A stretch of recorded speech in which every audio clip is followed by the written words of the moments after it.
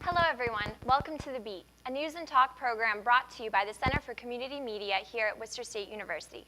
I'm your host, Victoria Scoos. On today's program, we will be discussing World Smile Day. Joining us in the studio today is Charlie Ball. Hi, Mr. Ball, thank you for joining us today. Thank you for having me. So in today's world, I think it's safe to say that we could all use a few more smiles. Can you tell us a little bit about World Smile Day? Sure. World Smile Day is a day, one day out of 365 that's devoted to smiles and kind acts. And the symbol for the day is, of course, the world-famous smiley face. And the theme for the day is do an act of kindness, help one person smile. That theme has been pretty much consistent, well, not pretty much, it's been consistent since the very first World Smile Day in 1999. Interesting. And how did you get involved in the whole initiative? What is your role and what is your part? Well, getting involved was pretty easy. My dad, Harvey Ball, was the individual who created the now really famous smiley face back in 1963. So he had actually come up with the idea of World Smile Day. He always called it his second best idea, the first being the smiley face itself. And he decided that over the years and decades since he had created the smiley face, it had of course become highly commercialized. And he was all right with that, except he thought there ought to be at least one day each year to sort of bring it back to its roots, which were really honest and from Worcester. And he designed and created the smiley face in the very first place as part of a morale campaign for a local company. So it wasn't really for commercial purposes at all. And he thought that it would be a great idea to just devote the one day each year to sort of bringing smiley back to its roots, doing acts of kindnesses, helping people smile. So you say this one specific day is supposed to, like, we're really supposed to think about it. And why the first Friday of October? That was something that he and I discussed, and a couple of other people, and I guess we were looking for a day that was during the work week, a day when many school districts are in school, and something that could be celebrated in schools, in the workplace, something that wasn't perhaps too close to any other major holiday, so as to overshadow it. It's just something that could end up with its own focus. And it's a time of year that's also, it's kind of, we're changing from summer to fall, so I mean, I think we could all use that. We could certainly light. use that. And what was the inspiration for the smiley face? Was it just the human face, or was there something? Well, it was. I mean, I mentioned that he created the original smiley face at the request of a local company.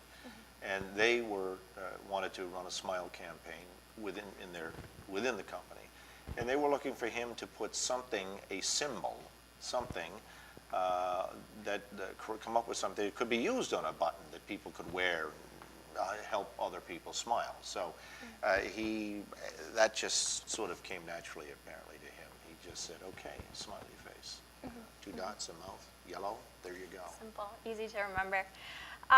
And are there any local events that are happening in the area that you know of, or anywhere around? Well, it is, and I hear it's not just locally, but I hear from people really all over the world. They contact me one way or another. But a lot of teachers, for example, observe the day in their classrooms. They organize small events. Sometimes it's school-wide. I hear from people who do things in the workplace. We've done a number of events over the years here in Worcester,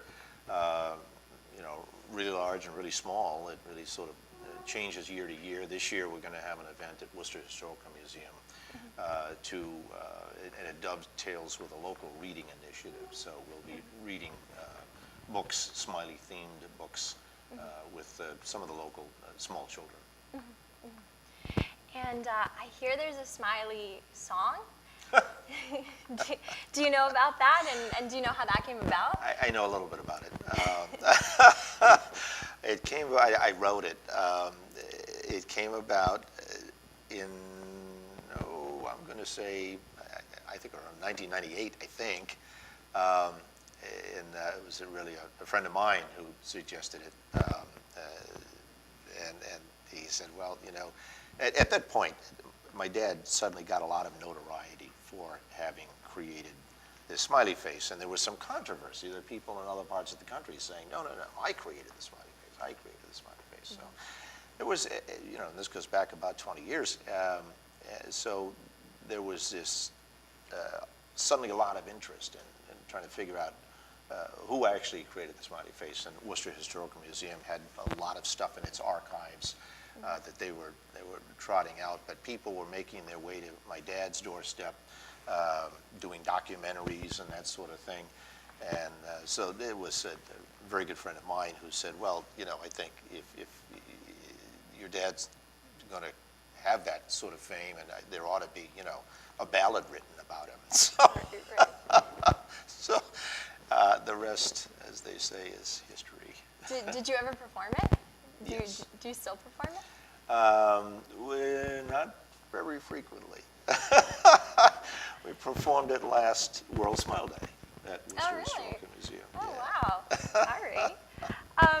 And, you know, in today's world with all the controversy, you know, there's a lot of, you know, reason to not smile. But what does World Smile Day mean to you today?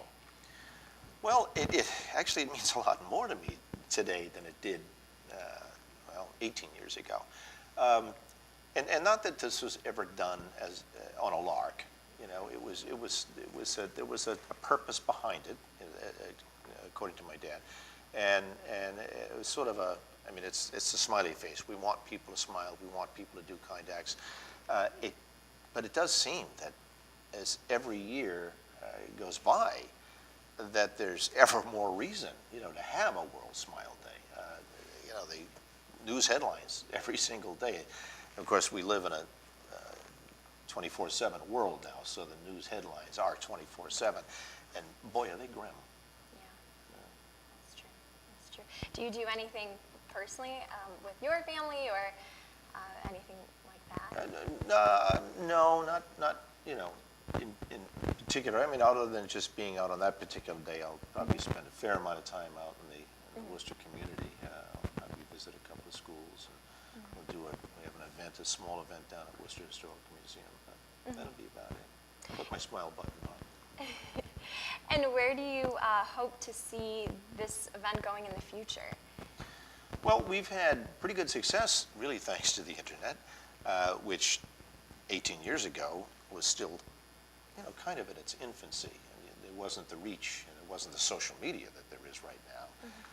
So we've kind of taken full advantage of that, and we've actually found ourselves over the last couple of years, the Harvey Ball, the name Harvey Ball has been trending, and then World Smile Day has been trending, and we find that other, you know, major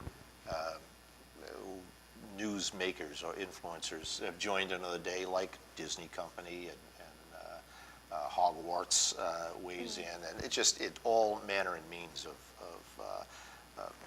ordinary folks and celebrities and everything else, and that's exactly what we want. Actually, we want, and it's our intention to really focus on social media, but on an international scale.